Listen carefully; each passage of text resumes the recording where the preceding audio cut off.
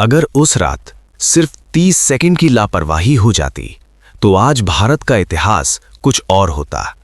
न 2016 की वो जवाबी कार्रवाई होती, न 2019 के वो बड़े फैसले, और शायद आज आप ये वीडियो भी नहीं देख रहे होते, क्योंकि उस रात टारगेट कोई आम इंसान नहीं था, बल्कि टारगेट था भारत के प्रधानमंत्री श्री नरेंद्र मोदी।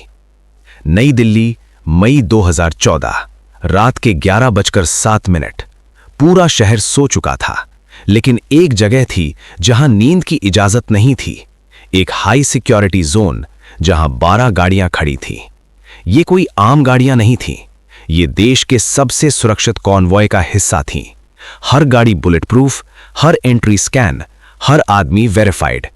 कागज पर यह जगह अटूट थी, लेकिन असलियत में सबसे बड़ा खतरा पहले से अंदर मौजूद था। उस रात एक एसपीजी ऑफिसर रूटीन चेक पर था।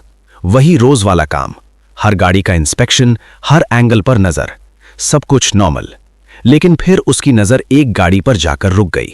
सब कुछ परफेक्ट था, लेकिन फिर भी कुछ ऑफ था। डैशबोर्ड का एक पैनल बस हल्का सा ढीला, इतना कि कोई भी उसे इग्नोर कर देता। लेकिन उसकी ट्रेनिंग कहती थी, अगर कुछ भी नॉर्मल से अलग लगे तो रुक जाओ। उसके पास 2 रास्ते थे, एक आगे बढ़ जाओ और दूसरा रुककर चेक करो।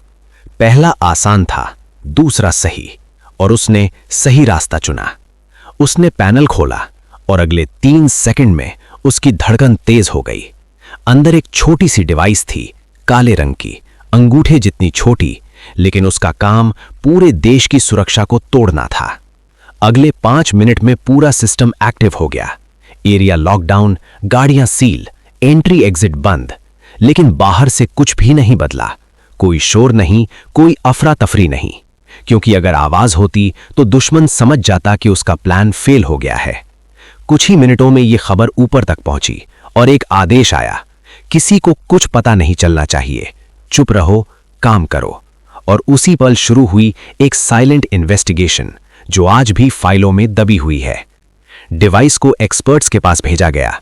जब उसे खोला गया तो सामने आया कि यह कोई साधारण डिवाइस नहीं थी, ये एक ड्यूअल पर्पस सर्वेलियंस सिस्टम था।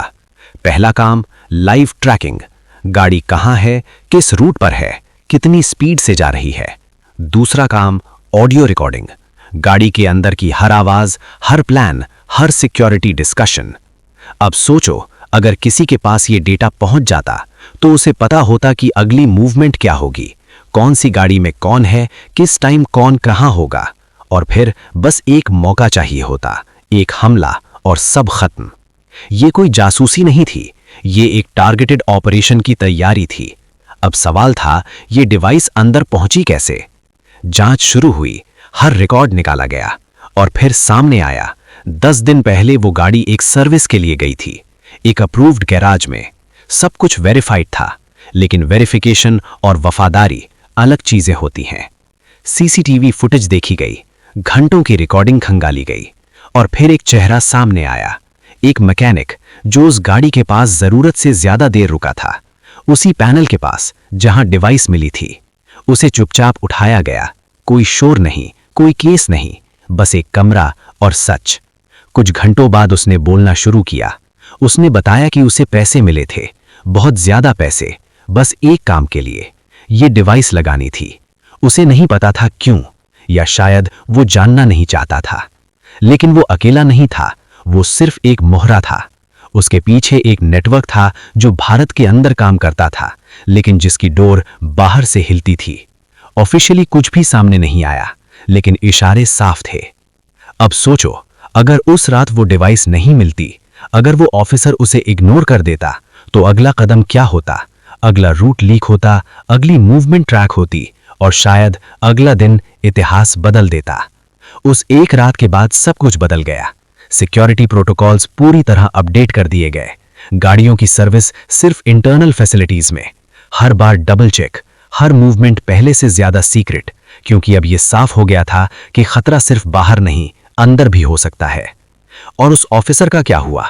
कुछ नहीं, कोई नाम नहीं, कोई अवार्ड नहीं, कोई पहचान नहीं, बस एक फाइल में बंद कहानी। लेकिन सच ये है, उस रात उसने अकेले पूरे देश को एक बहुत बड़े खतरे से बचा लिया। भारत में ऐसी हजारों कहानियां हैं जो कभी सामने नहीं आती, क्योंकि जो लोग इन्हें जीते हैं वो दिखना नहीं चाहते। लेकिन अगर वो उस रात फेल हो जाते तो शायद आज सब कुछ अलग होता। इसलिए याद रखना, जब आप सो रहे होते हो तब कहीं कोई आपके लिए जाग रहा होता है, और कभी-कभी वही एक इंसान पूरे देश की किस्मत बदल देता है। अगर ये कहानी आपको महसूस हुई तो इसे अपने तक मत रखो, क्योंकि कुछ कहानियां सुनने के लिए नहीं, जागने के लिए होती हैं। तब तक जागते रहो।